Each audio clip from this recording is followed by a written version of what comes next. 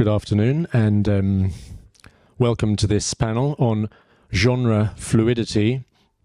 It's a real pleasure to be at Classical Next in Berlin, and so we're classical presenting in a genre-fluid age. And first, I just want to pass on the apologies of Judd Greenstein, who was actually the instigator of this panel and the moderator, but he unbelievably is sick with COVID and stuck in New York, and so he couldn't travel. And then also Sophia Xani, who was supposed to be on the panel as well, she's been unable to join us. So fantastically, Brendan Walsh has stepped in as our guest moderator and panelist, and also Xani Kolac. I didn't even know your second name because your artist name is Xani, and she's stepped in as another panelist. So thanks so much to both of you. And in this panel, we really want to make it an open discussion and really explore all our different ideas and experiences of this concept of genre fluidity and what that means to us in the classical world and what we can do with that. So before we start, please make sure you scan the QR code before you leave so that you get put on the attendees list. We're going to hopefully have a lot of interesting discussions. So afterwards, we might want to reconnect with each other. So that's a useful facility we can use. So let's begin. Let's move to we're using Judd's slides that he set up in I've actually got a little idea just before we really kick it off, because Judd is of course very sad he can't be here, and because we want it to be an awake kind of session, I thought, how about we just film you for a second, where you say something like, "We miss you, Judd." Is that okay? Okay. So turning this one round onto video mode. Broadening it up. Yeah, you all fit. So, you can count them in. Okay. In 3. 1, 2, 3. We miss you, Judd. Ah, good. We'll send that to him. Thank you. What I'd also like to do is, because we're talking about fluidity, and we're in a classical next, but we wanted to quickly just see a raise of hands. Who identifies as classical here? Okay, who identifies as jazz? Right, who identifies as world music, if that's the right term to use still? And you can identify as several different genres. Absolutely. Because Who's poly? Fluidity. Who's poly? There we go. Okay, no, that's clear. Thank you. Now we have an idea. Yeah. So Judd made a presentation, and the basic question: what do we mean by genre fluidity? This is also a question to you. We are going to dive into the audience very soon and ask you. So please think about these basic questions. The next one too, I need to read them. But this is such a Judd question. How does genre fluidity manifest itself in musical as well as extra musical dimensions? Second question, and how can those interact with classical musicians and classical spaces? Let it simmer, because we're going to move on afterwards into the more provocative questions. Now, you can all read yourselves. So there too. Take them in. Think about it, and know that there is a chance you will be asked something later. Uh-huh.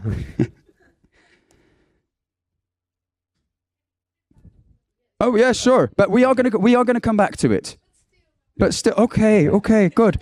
Look, this is what we enjoy. Is this interaction? Yeah. Please shout out. Be very Dutch in your approach. Yeah.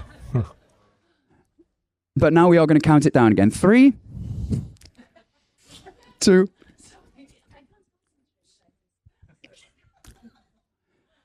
1,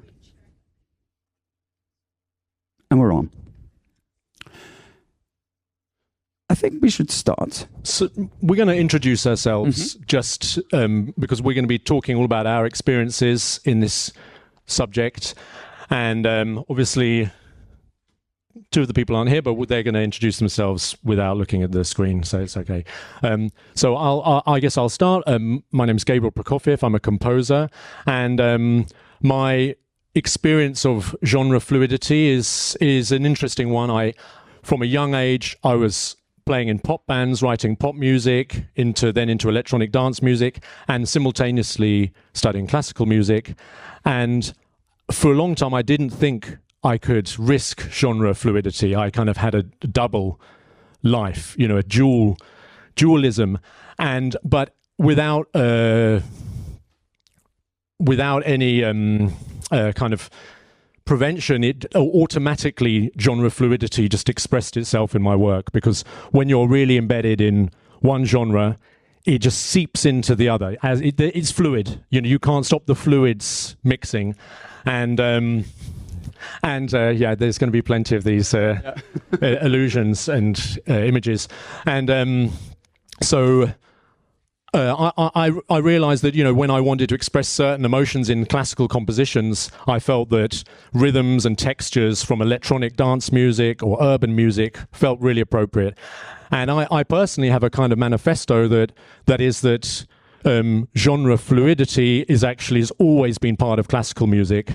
And you look back to a lot of great works, and they take influences from folk music of the time, say when you talk about Bartók or Brahms, you talk about exposure to new musical cultures, Debussy, listening to the gamelan, or you have Ravel experimenting with Spanish music. It goes on, and then the whole percussion family and the orchestra all comes from Asia and Africa, South America. We have a lot of genre fluidity embedded in classical music, but in the 20th century, in this kind of search for a high art status, we got a lot more strict about staying within our classical confines.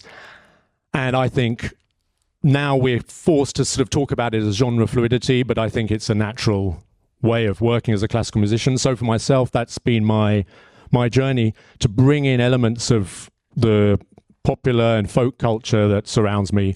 A big work of mine that kind of transformed my career was a concerto for turntables. So I was using an instrument from hip-hop culture, but in a very serious way as a classical instrument. And I've also worked with electronics, using sounds, synthesizer sounds, drum machines, again from electronic dance music, but with classical string orchestras. And I find, for me, this is classical music. I didn't think of it as genre fluid, but now we realize maybe that's a way of describing it, and that's what we're exploring today.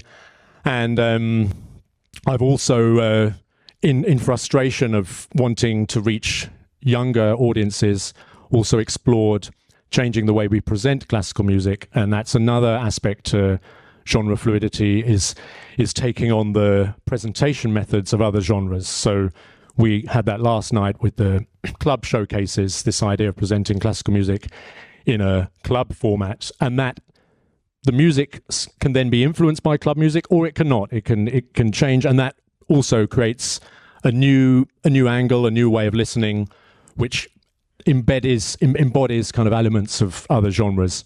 So yeah, that's a kind of angle, my approach, and we're gonna a beautiful bridge. Yeah.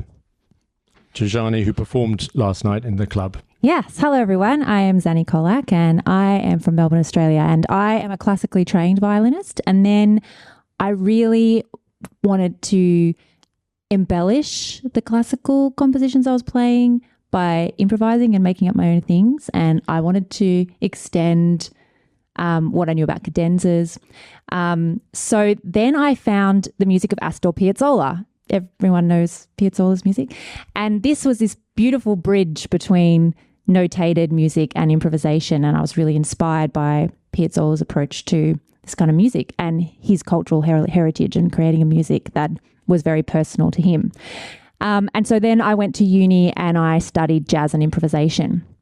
And that's where I found electronic effects, pedals, live looping, and wanted to kind of bring my love of pop music, folk music, Piazzolla, classical jazz into what I do. So genre fluidity is really the centerpiece of my artistic practice.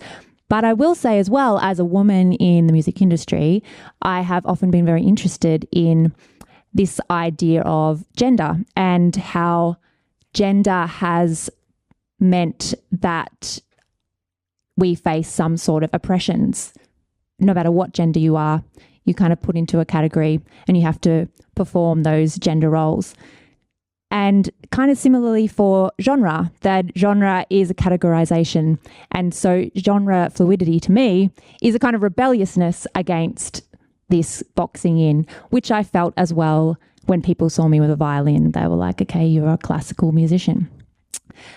So yeah, I find that this discussion that we're having about genre fluidity is also quite tied into the conversations that we're having around ideological discussions around gender. So there's a little bit about me.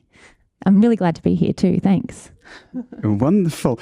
I also enjoyed, we had a little pre-talk upstairs before, and you called it breaking from the binary.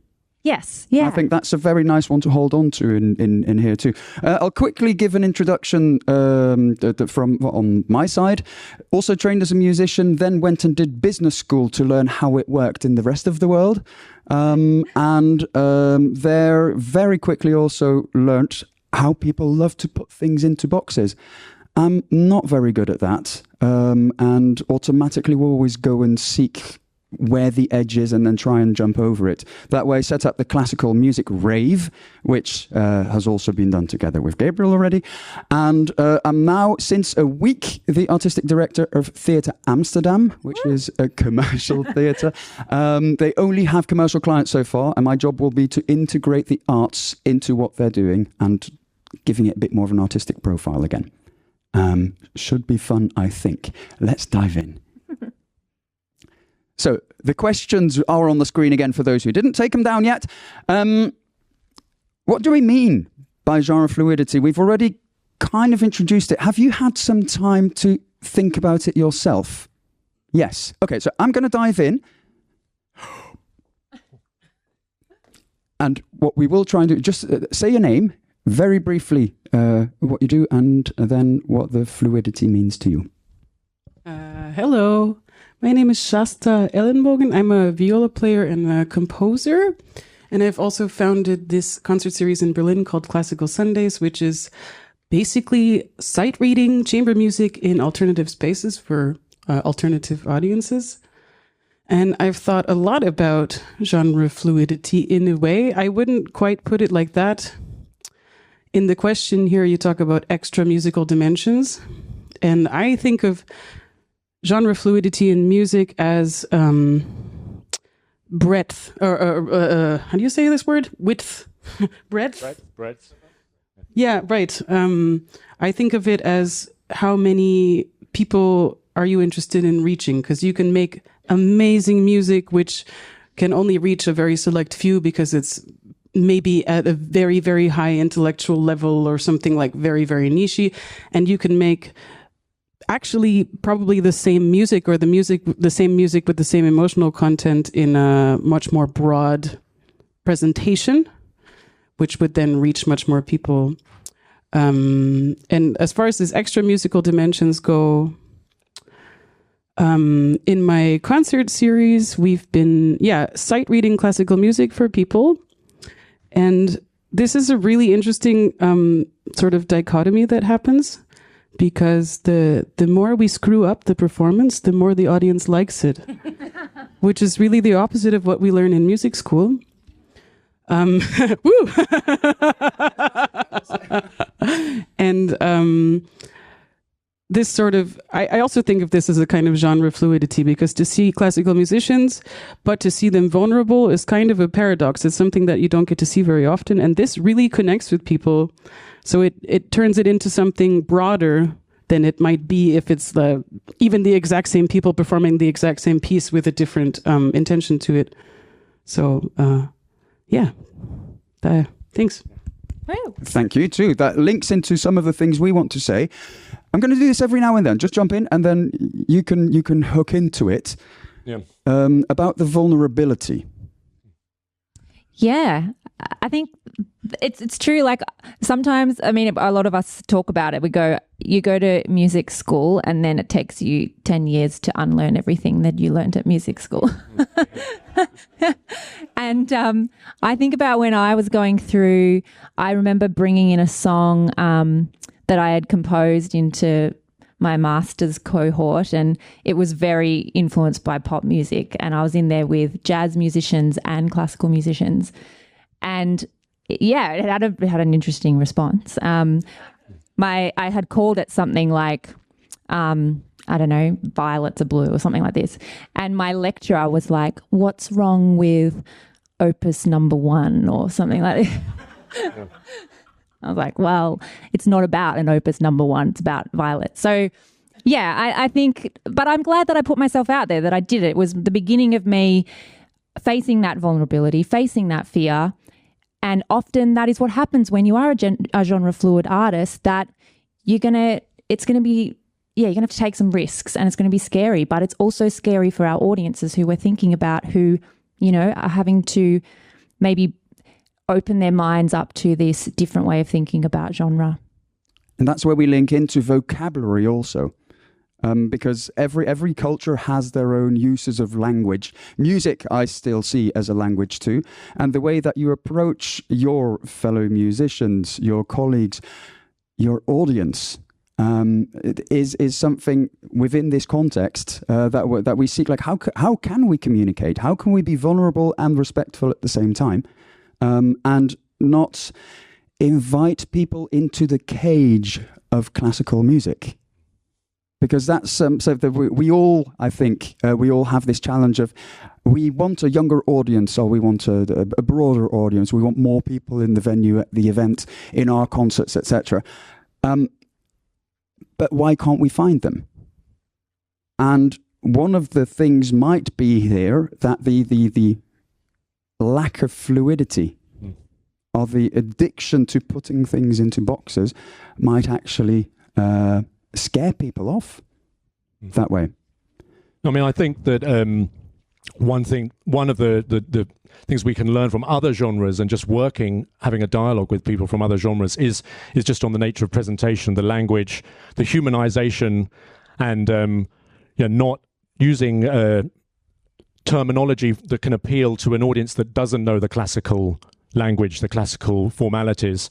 You know, I think a very important part of the genre fluidity situation is the younger generation coming up, with we can call the playlist generation, who don't really think about genres so much anymore, and for them it's more about mood and function of music. If you look at playlists on the streaming platforms, it's generally, there's a lot of playlists just for relaxation, for working, functional things. I mean, sometimes the quality of the music's not great, but then you get amazing pieces of music coming up of all different genres, and a lot of it's to do with the language and the way it's described. And so, you know, that's something we can learn from other genres. Even if we're just programming classical music, we can programming it with the language of another genre, and think about how it's presented in other genres. Like you said with your classical Sundays, it's about just showing your vulnerability and kind of breaking down opening the doors of this temple of high art, and making it feel a little bit more welcoming to people who aren't used to that way of programming. I mean, one thing I'd say with genre fluidity is it is a dangerous area to kind of go in if you're too self-conscious about it and try too hard, it can become there's a risk that you compromise too much and you try to kind of please everybody, and it becomes what we call the F word, fusion, you know, which can be a kind of bland mush, you know. I think we've all experienced situations when you have something that's kind of trying to please different audiences, and it doesn't really please anyone in the end. It's kind of the lowest common denominator. Brendan, you were talking about Ayn Rand, who talked about this danger of compromise, and that, you know, you have to have a strong idea. So often this fluidity, you still need to be very confident and very knowledgeable about the genres you're working with. It can't be a tokenistic thing just for audience development. That's the big issue. So it's something you have to really invest in, and then it can be very exciting. Absolutely. And there again, into the audience now, just to see, who amongst you are the performing artists? Who are presenters? Agents? The rest? And again, who's Polly in this question? Superb. Nice to hear, because Judd also sort of directed his presentation towards, especially from the perspective, or the challenge actually, for venues and for presenters, and how can you open up? There's also a little bit of history lesson from the past. Would it be 15 years now? Here at Classical Next too, we had the Indie Classical Network. And it was something that in Europe we picked up on, that Judd Greenstein and Nico Muley. 8 years ago. 8 years ago. Classical Next hasn't been going 15 years. That's true. I'm not that old. That's nice. But basically, so in the United States, there was this thought of like, all these genres, what can we do? And then the sort of the indie classical was called into life. Problem being, at one point, that Nico Muley, especially Judd, too, realized like, wait, with this now people are calling this a genre, and that's exactly what we don't want to have. It's something that, as you mentioned before, historically has never actually been a thing, because you can find your influences and your language anywhere, except for the past, let's say, 100 years. This is what we're trying to step away from again.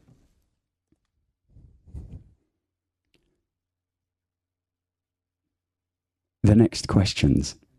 So from a venue perspective, I'm going to turn it around now and dive into somebody, and I want not necessarily this the sort of how does the structure of classical institutions discourage genre-fluid thought and practice. I would like to hear from you. What would you like venues to do to open up to genre-fluid programming? Anybody want to suggest something or ask something there? Classical venues, yes, specifically. Or do you have no wishes? There we go.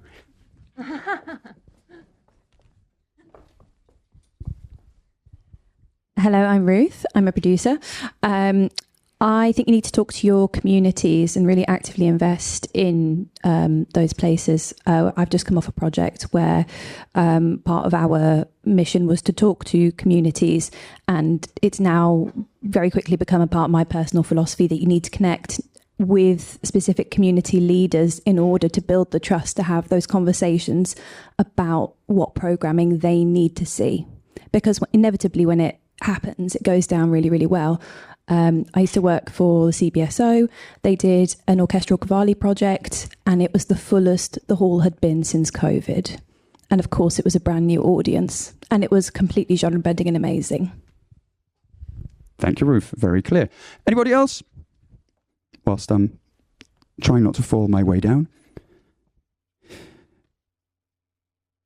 Xani, do you have experience on the other side of the world? Yeah, like I think there's a festival recently in the city that I live. I'm from Melbourne, and there's a festival called Brunswick Music Festival, and it was really interesting this year because they kind of did that community consultation thing. So we had a lot of different events. It's a contemporary music festival, but we do have a classical music bar called Temperabado in Brunswick as well, which is about presenting classical music in a more informal environment. And it's like a small warehouse space, and all of the profits of that go into a project called Piano Project, which is for new arrivals to learn piano. But so we had like quite a diverse lineup of acts that were at this festival, from rock and pop and punk to classical and everything in between. And I do think that, yes, community consultation is very important, and that we should be led by that. And as we're living in a more globalized world, that going local is very important. But I also think that it is the role of artists to challenge our audience. And sometimes an audience might not yet know what they want to hear or see. So there is kind of a flip side of that too, where we need to maybe encourage this feeling around how to enjoy or consume or to think about the arts, that there might be something that we didn't necessarily want to go and see, but we might get something from that. In fact, we always do. So yeah, I think there's maybe a delicate balance of, maybe it's fluid. Yeah. Well, that's when it's, as you said, when it's important to, if you do bring together different genres, that's the exciting thing, when people will come for one genre and then they discover another, and that's most effective in a live performance. I mean, that's what classical music has in abundance, is the power of incredible musicians, and the live experience is so important, and that's what most people don't get the chance to experience. I'll give another example of something we did with Nonclassical, the organisation I'm part of. We've been doing some thematic themed events. So we had a event at the Barbican called Listening to Place, and it was all about field recording. So we even had a panel just with various composers and artists who use field recording in their work. And it turns out field recording, kind of since COVID, has become a big thing. A lot of people started recording their local environment on the radio. There's more and more little field recordings being sent in by listeners, and this theme, a non-musical, a kind of a sound theme, attracted a huge audience. And then we were able to program all different musical kind of genres. We had electronic artist Lee Yilei from China, UK. We had Rebecca Amordia, who's performing West African piano music, which I was actually playing field recordings from the villages and locations where the music was composed. The Ligeti Quartet were performed some new compositions, and then Langham Research Centre performed music concrete that was using found sounds and field recordings. And this was an example of bringing together quite contrasting music, but under a strong theme that engaged an audience. And then people discover a lot of new sounds that they wouldn't otherwise done. And so I think that's a very strong way of uniting genres as well. It's just this thematic approach, and that very much ties into a lot of the younger, the playlist generation's way of listening. And that's where we link into the audience. So what is the structure of our sector? We tend to very often forget the audience, that's who we're doing. The bums on seats is something within the systems of most countries you need financially, but also to prove that what you're doing is working. Except, so communicating with the audience, finding the vocabulary for that is important. At the same time, another responsibility lies in the communication with the artists, and in finding ways in triggering artists to actually become to let them reflect upon society today. Because basically what you do with the language of music or any art form is to project the time you live in, also think forward, and do it at such a high quality, if possible, that it might actually become the heritage of the future. I wonder how people are going to listen to both your music in 100 years' time, and whether the vocabulary will have changed or not. The educational institutions, I'd like to ask you or feed you a little bit, because we have this infrastructure, the language of music. That's where we start. Even when we're not able to communicate with words yet, we're already singing, listening, trying to communicate messages. Music education is then, learn your instrument, learn the theory behind the music, develop it. But something in the attitude seems to be there that already you're pushed into a certain box. And then you're trained, if you're lucky enough, trained as a musician up to professional level. And then there's the big black gap of finding your place in a shrinking, so it seems, professional classical music world, whilst at the same time we have 8 billion people on this earth by now. And what I think, and this is a challenge actually, is to, are we aware enough and actually doing something, connecting this entire educational trajectory, whether it's as a musician or whether it's as a human being or audience member, to then be able to communicate about the identity. Because in a way, what we're all trying to do as human beings is finding our people, finding our comfort, and then being able to challenge each other with this.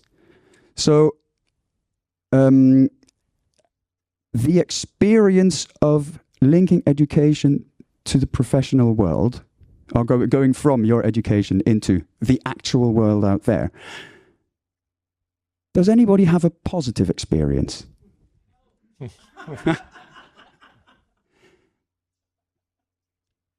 I'm hearing a lot of no's from the sort of the makers, the artists on this side. If that's not the case, we really actively need to think about this. And I think the language of fluidity can help us forward there. Because why should we care? Isn't it comfortable to just be stuck? Or to say like, well, this is your box, this is what you do, this is what the government asks from us, this is when you will get your subsidy. And then, question for the audience, who has the experience of people saying, it's so difficult to place you. We don't know which box to fit you in. Okay, hands again. Yeah, that's a lot. Who's comfortable in their box? This is also, I'm very happy because we are different kinds of personalities and identities.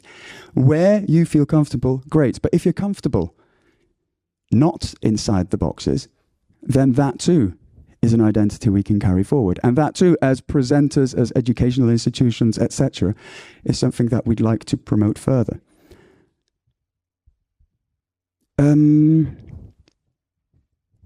It's very difficult to work with a presentation which isn't yours. Can I maybe say something? Please do, yes, help me. I was just thinking about because I remember doing, I was writing some essay when I was studying jazz, and at that time the repertoire is learning jazz standards, right? Which from Australia, it's very far away, the origins of jazz, the traditions of jazz that I have no real connection to. But there were these tunes that just were the simplest way to learn jazz harmony and how to improvise. And similarly, when I'm teaching a violin student, falling back on the classical pieces because they're the easiest way and quickest way to teach technique so that these instrumentalists can then explore other genres later on. But from my experience, I did feel that did box me in, and I did have some teachers that would go, why are you learning this jazz piece? It's going to interfere with your classical training. And I'm sure many instrumentalists have had that, where they might say, your bow technique is going to go to shit after this, right? So it didn't. It was fine because I use the same kind of bow techniques for jazz as well. But I do think that it's not as clear or straightforward as maybe one might try to make it. I think we have to embrace the messiness of this process that, you know, we're talking about specifically today a very Western understanding of classical music, but there are many cultures that have come to music in a very different way, that they're playing with their parents, they're playing with their community. They're not thinking about theory and harmony. That's not how they don't need to notate it. They don't need to write things down. They don't need to study it. So we are talking about an experience of learning music through institutions. And so it makes sense that our understanding of how we present music is through other institutions. And so the hierarchical structures continue. So I think we've got to get into the mess and mess it up a bit more and get fluid and, yeah, just do all of those things, but it is tricky. It's probably small steps. It's probably really subtle steps. Yeah, I think it's very much about, it's a very personal journey, isn't it? It's really trying to find out what you're as an artist or a creator, what you're trying to build yourself and what feels true to yourself, you know, and yeah, challenging the institutional approach, exploring exploring other genres. I think, and more, I think the generations coming up are challenging that. I think that's why this genre fluidity is such a interesting question. No, absolutely, and then also going to the Western classical format that we're trying to follow. It's we're preaching to our own church here. Yeah. But there is a comparison to be made with church buildings and concert halls. They're both finding it very challenging to get people inside. They also have this missionary idea of converting you. Yeah. Not always appreciated. And I remember, I think you, Xani, mentioned the sort of the colonizer attitude. Yeah.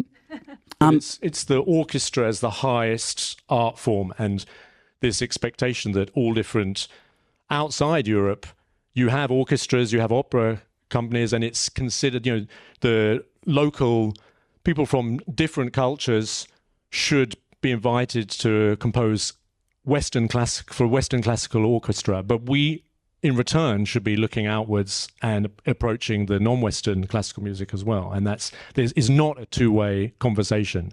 And in a time when we're trying to be more inclusive, that's a whole world that still hasn't been explored that much. I mean, there are projects, but it's definitely a big part of the genre fluidity. No, exactly. And then also the projection of the time we live in, this is happening. So can we also please then demonstrate it? Small anecdote, thinking of colonizing, I conduct a shanty choir in Amsterdam. Shanty comes from the French word chanter, and it's basically sailor songs. It's a form of heritage by now. And I basically have 35 beer bellies gathering together on Monday nights to sing songs together. Big was their surprise when their grandchildren suddenly came up to them and said, "Grandad," it's all men, by the way, this choir, "we know a shanty song too." And they would all say to their grandchildren, like, "Oh, yeah, sing it to her, what is it?" And they hadn't heard of it before, but it was the Wellerman song. And the kids had it from TikTok. The white male 7 dashes, sort of white privileged guys all went, "Never heard of this, don't know what this is about, but I do like that you're singing songs which fit within what I experience." The funny thing, and what I think is beautiful, is that TikTok itself, somebody analysed this, is dependent on the call response idea. What social media wants is, of course, as much traffic as possible to collect as many data as possible. By doing a call and inviting a response, they actually make their system work. Shanty singing, the shanty man on a ship would sing a sentence, "What shall we do with a drunken sailor?" And the rest would. There you go. But this is communication again. This is finding similar language and a link to modern technology also. Not only the building, we have a different infrastructure nowadays which can definitely be used, and we have different spaces where all these youth are. Where? Here. Is that a bad thing? It's of today. And I think looking at what's happening, we can say, "Oh, this is terrible." Back in our day, everything was much better and it was very different, and then kids still learnt at school about classical music. Fair. What do they learn about now? Who's got kids at school now? Do you know what your children learn musically at school? Okay. Would you share it with us? Well, I don't know if I'm going to be a good example, because as a piano teacher as well, my daughter is teaching. She's learning cello, so she's practicing with me. So of course, and she's listening actually to Spotify. She's making her own playlist. Of course, the classical is not there, like a normal traditional classical music is not there, but it's more like Ariana Grande and all this. Yeah, so I know what she's doing, but... And who are you? Where are you from? Yes. My name is Monica. I come from Norway, but I'm educated in Romania. So I did this completely traditional classical piano learning. And of course, when I was at university talking about the fluidity, it wasn't impossible for us, the pros, to try to do some improvisation. And I remember I freaked out one of my friends from jazz. He says, like, come on, let's do a simple bass. I was, no, no way. Yeah. So I feel like in talking about institutions, it's like now they're a bit more open, but is that you if you are on professional in interpretation level, you can't do that too much because it takes out your practice time. So, yeah. Thank you. There's also a nice example from Amsterdam, by the way, called the Muziekgebouw aan het IJ, very international name. But they try to promote contemporary music as much as possible. They also have ambassadors from different communities of the city trying to reach out to them. And they've had such trouble in actually getting people to go to the concert hall. And the former director now, Maarten van Boven, he basically said, well, but yes, we have a building, but we also have a brand and we have communication capacity and marketing. Why don't we just use that to go outside of the building into the communities and see how we can help them? And that's something I think institutions, whether it's schools, whether you're a venue, whether you're a festival, that's something that we can actively promote and do. Because that, of course, is the biggest challenge. We need to do it. Just like nature. Brendan, I want to just go back actually to this question and actually ask everyone in the room if we have some examples where they feel there has been some successful kind of genre fluid programming or some unsuccessful examples. I'd be curious if we can just share a few of those, if everyone wants show of hands here.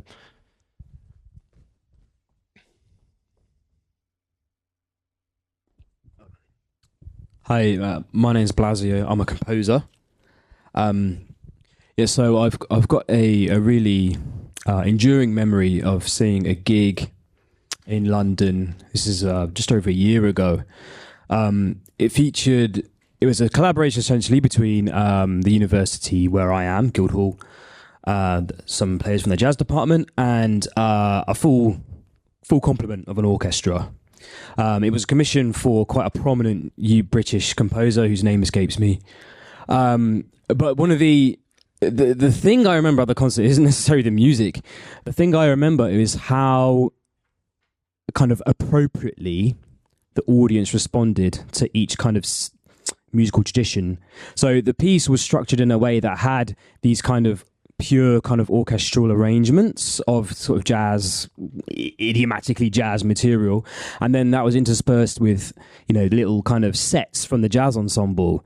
And as soon as the orchestra were playing in full kind of orchestra mode, everyone just shut up. And then as soon as the jazz guys did their jazz thing, everyone started whooping, clapping, engaging, because that's what you do. So I don't know whether you can call it success or failure. Maybe it's somewhere in between. But the point is, and I think this is something that I come across a lot in my research, because my research as a composer very much focuses on how to kind of bring black musical thought and Western classical musical thought together and create something new. So one of the things we overlook as classically trained musicians is one of the things we're taught that it's okay to ignore is all of these associations that there are with a particular genre or tradition, and to reify it, as it were, and pretend that these associations can be left to the side and we can just take the sounds and pop them on to the classical platform. There's something that I've definitely done in my own work. This is why my research is trying to kind of undo a bit of that.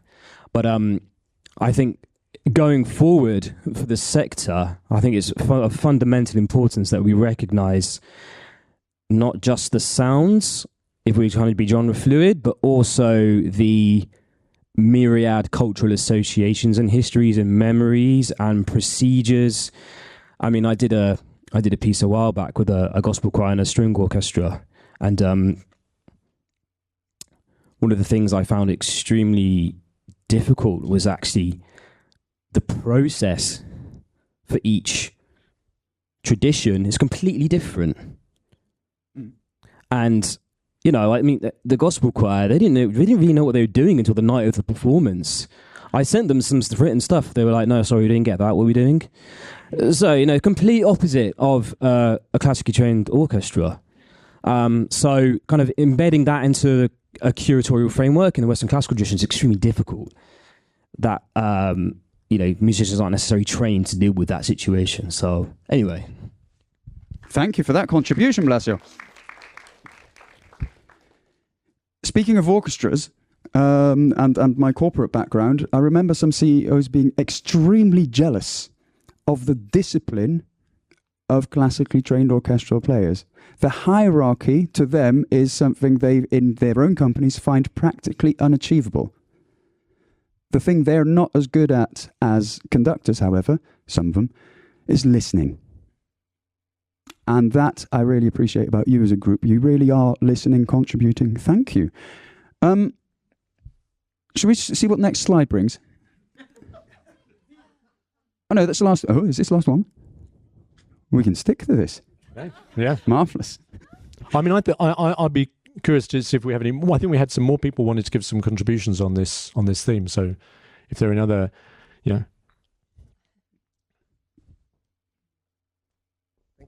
Hi, I am Søren Michael from Denmark, and we do a lot of research into audiences and audience development.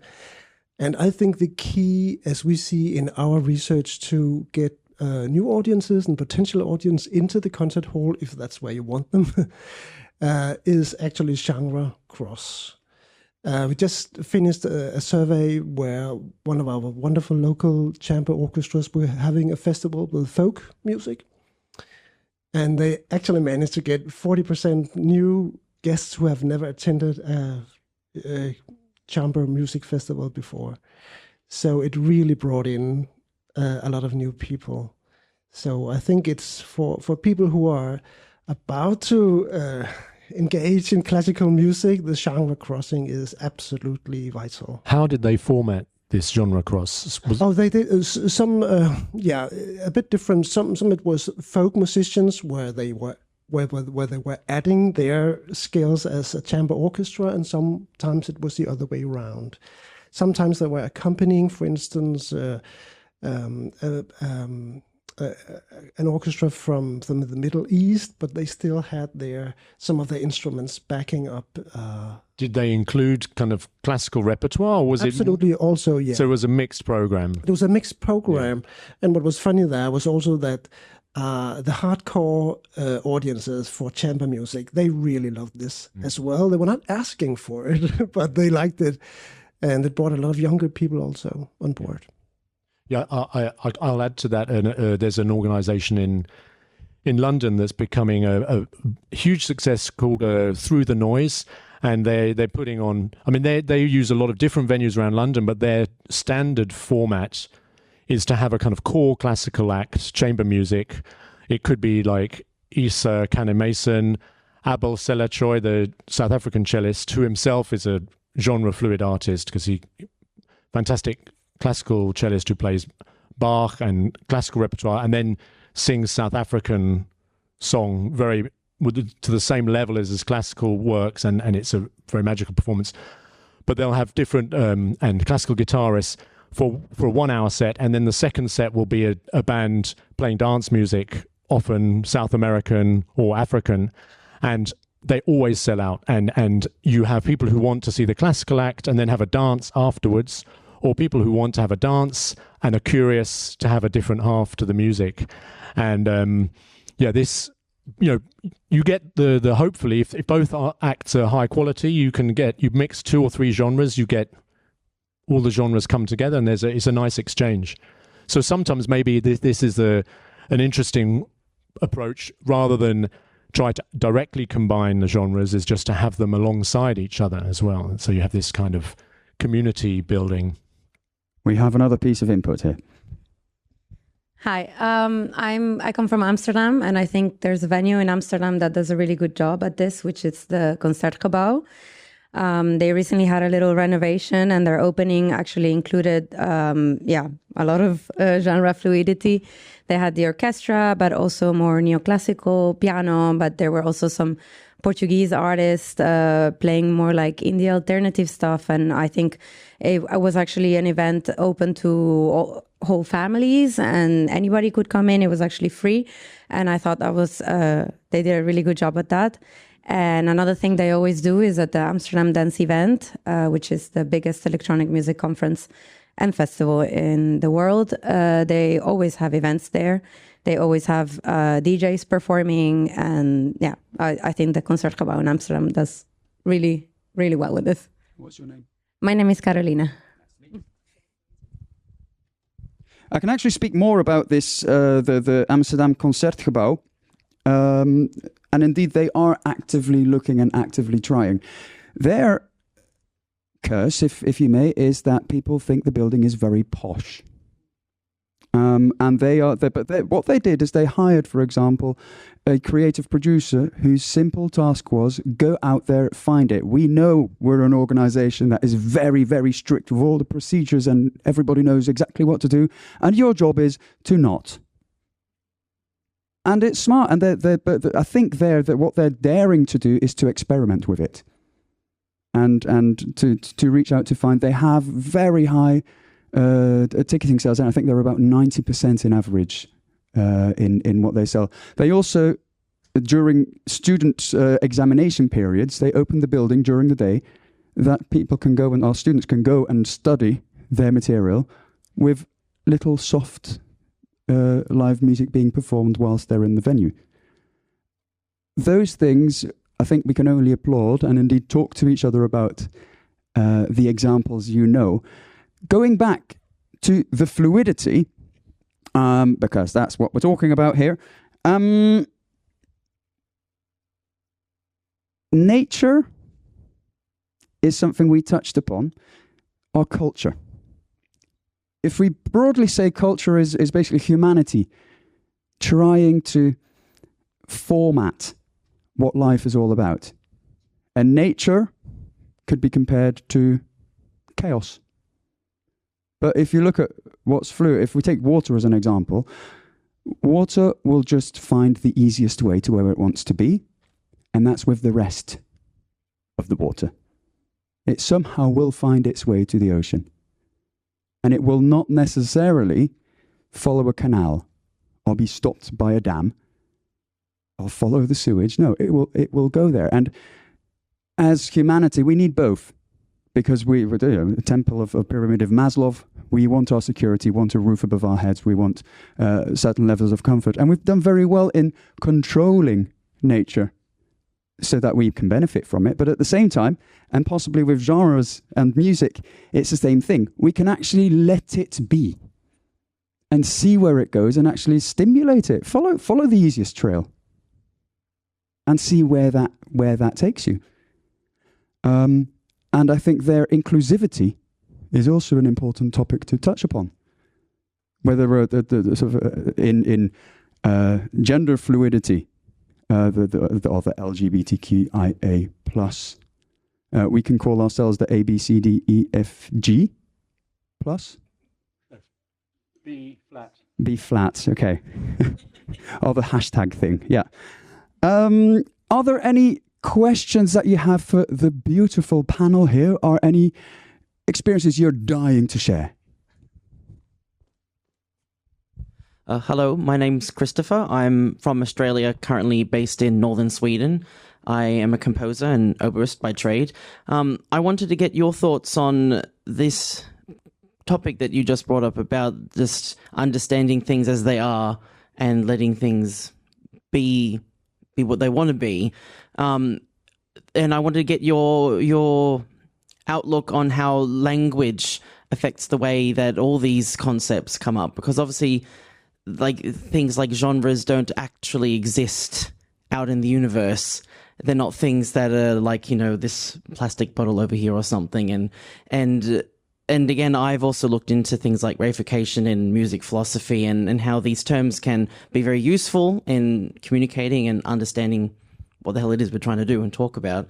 But at a certain point, they can also potentially trap us or make us think that we understand the thing we're dealing with, when in fact we have actually ignored like 80+% of equally valid experiences to do with this abstract thing. What do you guys think about how the role language plays in this conflict between genres and classical versus institutions and all that? Shall I? Please. Yeah, okay. I think it's really interesting because as much as I feel like personally, and I think that, like we were saying before, the artistic journey is so personal, and it like you go on this scenic route to somewhere. Like we all might have this list of goals and ambitions and things and never achieve them, but all this other stuff happens. You know, it's very individualistic. But I have thought that in order to create something that is new or that is pure, it does help to have limitations, to have things to push against. So even though genres are these imaginary constructions, they're organization principles, they're also something that we have that we can use to rebel against, to push against, and that can maybe create something quite interesting. If we just have nothingness, I mean, we're getting very esoteric now, but I think we risk maybe a little bit of meaninglessness, homogeneity, those kind of things. So that would be my opinion. But I think that you sound like you've really delved much deeper than I have into philosophy. So what's your answer? Yeah, I mean, that's really well answered. I mean, I think the language can be really off-putting for some people. I mean, I think we all know with classical music, there's this, it kind of creates this inferiority complex very easily, this assumed knowledge, and then which puts off a lot of potential audiences. So, you have to be very careful. And I think at the same time, you don't want to alienate the traditional existing audience. So sometimes it's particularly in the modern world, when you know that different audiences are active in different social medias or different platforms, you can actually do parallel promotion and communication for concerts. I think that's something that can be explored a lot more. So on certain social platforms, you can really use quite different language to describe this exactly the same concert. You can have a mixed program, but you don't need to harp on about all the different classical composers that are being performed, because that's meaningless to a younger audience. They're more interested in the drama, the mood, the themes. But then for a core classical audience, they want to know the composers, the opus numbers, and that can be quite easily kind of targeted, actually, just through whether it's the physical mail out to the older audience and then the TikTok post or whatever. So I think, we can use the kind of modern technology can actually help us a lot on that approach. Dear friends of classical music, we're very close to the end of the session. I would like to end with one tip for a book to read by Karen Armstrong. She's a former nun and theologist, and she wrote a book called The History of Myth, or The History of Mythology. And spoiler alert, but basically she says, ever since the Enlightenment, society has tried to organize everything. Science seeks for truth through proof. And that's what humans need, is this explanation of the inexplicable.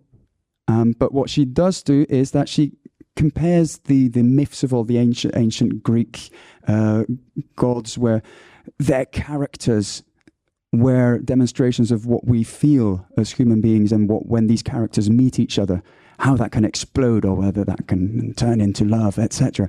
And then she said, but that we kind of lost that over the past 400 years, except maybe sports people and artists. They are the ones who live the stories, who tell the stories. And I would recommend that we continue to do so, but not looking at them as male or female, binary, non-binary, LGBTQIA+, anything, but look for the depth of the story and find ways to tell it, find the best people to tell it, find the people that want to listen and listen to them. And that way, I think we can be as fluid as can be, and all drops of water going outside, not forgetting to sign in that you were here, and enjoy a good cup of coffee, a glass of wine, and especially very good conversation.